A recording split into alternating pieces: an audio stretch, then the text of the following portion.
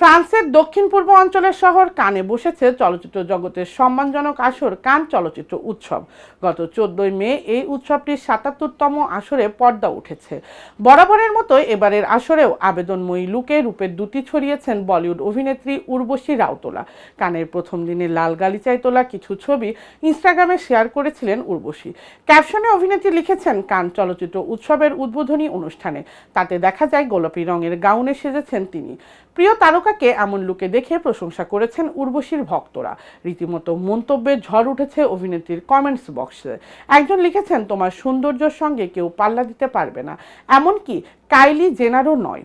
আরেকজন লিখেছেন, গোলাপি রানী। ভারতীয় গণমাধ্যম সূত্রে অনুসারে উর্বশীর গাউনটি ডিজাইন করেছেন তারকা ডিজাইনার খালেদ ও মারওয়ান।